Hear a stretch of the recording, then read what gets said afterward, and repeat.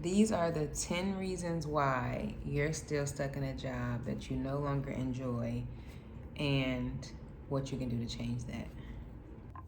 I just, I'm wiping my glasses with this microfiber cleaning cloth, and I swear it's just moving the stuff around. So I'm just gonna get straight into it.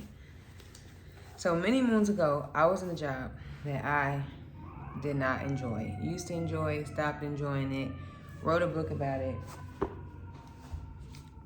Tales of a West Side Chicago Girl Letting Go of Perfectionism, a memoir of faith and perseverance. I ended up taking a leave of absence from work because I was so burnt out and just did not feel like myself anymore. But after I took time off, recovered, got back into the workplace, I found myself in on a different team, but back in a similar boat where I looked around and didn't like the work that I was doing anymore. And so the common denominator was me, okay? And taking another leave of absence was not an option. And then I realized, well, Jamise, if, let's say for instance, you were to ever experience a layoff or get fired, God forbid, I was like, you just gonna be out here. You just gonna be out here because, girl, you don't know how to find a job. So I decided that I would learn how to find a job. And when I was in the process of learning it, I said, well, I need to learn how to do it in a way that when it's time for me to teach others, I'm aware of what I did, why I did it, how I did it, so I can help others who want to do it too. So that's how we got here.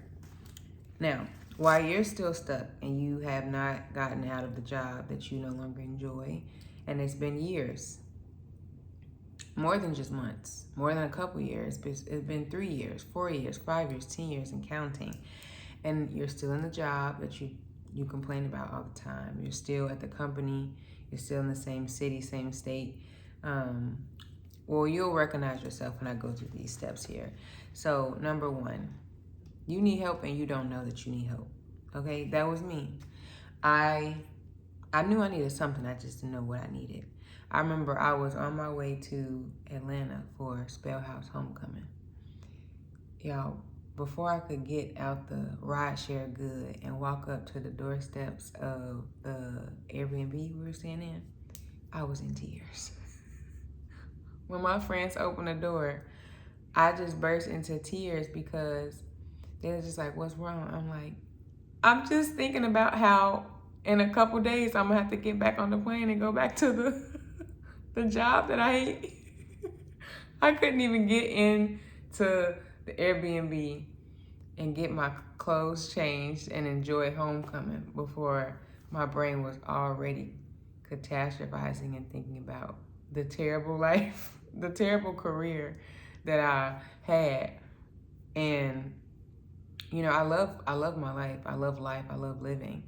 But I didn't want to live that life. I didn't want to have that career. The page in that book that I was on, I was ready to turn it. But as you might imagine, that's not how life works. Life is not as simple as just go to sleep tonight, wake up tomorrow. Like, okay, it's a new day, but the page didn't turn the way it'd be turning in the books, not as quickly. And so, yeah, you don't know that you need help, but you need help. And not just any type of help. You don't just need your friend's help, your auntie help, your cousin help. You don't just need any type of help. You need a specific type of support to change jobs. The second one is that you murmur and complain. This is a tough one, right? Because you're in a situation that's less than ideal. You hate it. But are you shocked or surprised that you don't like your job? Like, did you like it last year? Did you like it the year before that? And this was an honest conversation I had to have with myself. I said, you didn't wake up one day hating your job. No longer liking where you work happens over time. It's a buildup. But then once it builds up to that point, you have to decide at some point that you're ready to make a change. You're ready to no longer wake up each day and be complaining about the job you have and you don't like. Because now you have something else to look forward to, like clarity on what you want to do next and progress toward getting there. And so the third one I wrote down is that you're not aware that change is needed. You know you want to change jobs, but there are other changes that need to happen that you're not aware of. Like there's a mindset change that needs to happen. There's an expectation shift that needs to happen. And what do I mean by this? I needed to change. What do I want to go into detail on this? Let me get through my list, and then y'all can ask questions about these, and I'll just come back to that. But yeah, there's a change that needs to happen that you're not aware of. Number 1, 2, 3, 4. You're in codependency and you don't know it. What do I mean? You can have a career that's codependent. You chose this career because someone else told you to, influenced you to, encouraged you to. You could say you're a nurse because your mom's a nurse. You could say you're a lawyer because your dad's a lawyer. You could say that you got this job so that you could help pay bills in the family. Whatever the case is, if your decision to get the job was not primarily based on what you wanted, right? I wanted to pursue a career in tech. I wanted to become a user experience researcher. I wanted to become a 401k expert. Whatever it is that you wanted to do, if that's not what you're saying you wanted, beyond, paying bills, having a job, beyond that, if you're not saying this is the career I chose, this is the career I wanted, then you might be in a codependent situation. And it doesn't even have to just be family. It could be, well, this is what you say. The economy is bad, so this is the job I chose. This is the only job that's available, so this is the job I got.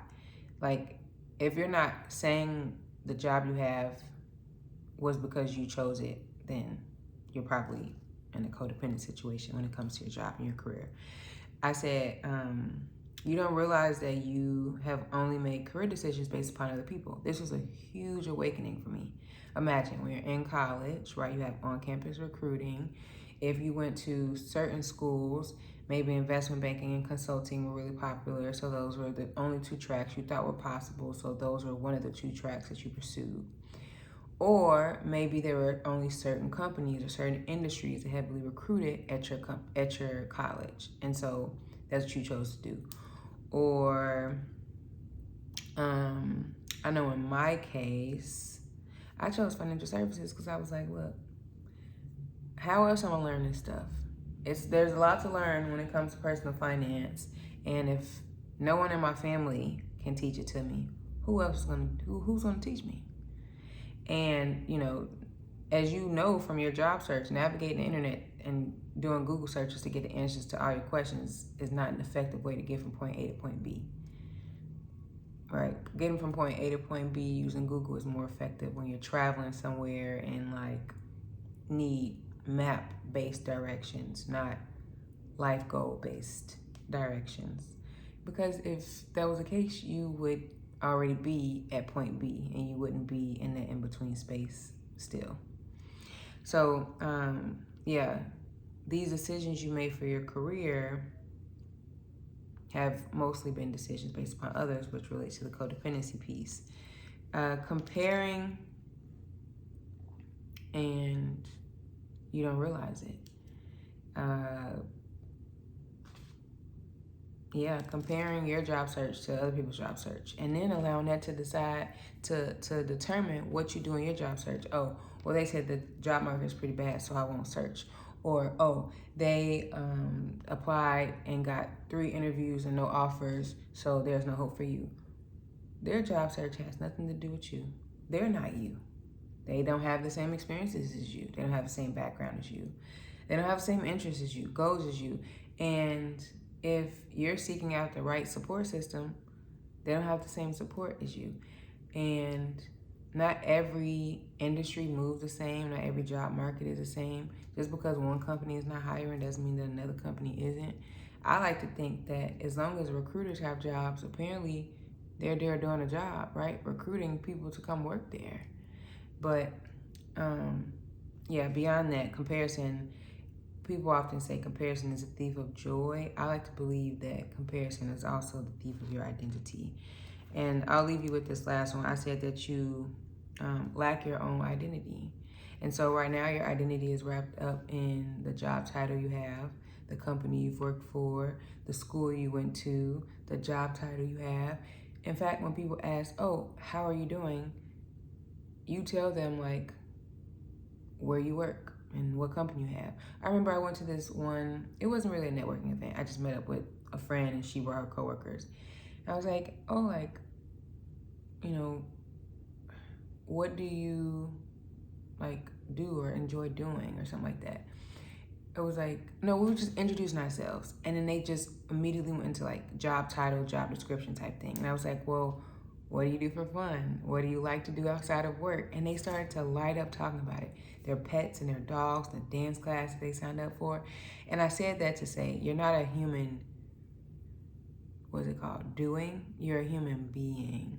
You get to be human. You don't have to be a machine. You don't have to be a robot. You don't have to be who, you know, you were in college. You don't have to be who you were a few years outside of college. You have permission to grow, develop, and evolve. And so I said that these are the reasons why you're still stuck in a job and what to do differently about it. There are 3 things you need to do. One is focused around your mindset. The other is focused around clarity. And then the last one is focused around getting a strategy in place that lines up with the goal clarity that you have and the renewed mindset that you have around what's possible. A lot of people get caught up in what is possible and what's not possible. And the best thing you can do for yourself in your job search and in your career is just focus on clarifying what it is that you want. Because if you focus on what it is that you want, then you can design a strategy to get there. But if you're trying to focus on what you want and how you're going to get there, and if you're going to get there, and what's the right steps to take and what mistakes to avoid, that is going to create overwhelm. And as an author, as a writer, I equate that to you trying to write a book while you are also trying to edit the book. I equate it to you trying to edit a book you have not written. And I have been quoted as saying, you cannot edit air. And not to go too far on the book analogy, but if you were trying to write a book, you would need to get it out of your head onto paper. And the same is true if you're trying to change jobs and you want to shift your career. You need to get clear on the shift that you want to make first before you get caught up in who's hiring, who's not hiring. Because if you're concerned about if the consulting industry is hiring, but you're not even looking for jobs in consulting, you just waste a lot of time, effort, and energy focusing on an industry that's not even relevant to you. So these are the reasons why you're stuck. These are the things that you need to do differently. And if you would like to dive deeper on any of these topics, be sure to subscribe to my free email newsletter and stay tuned for more content. Catch you later.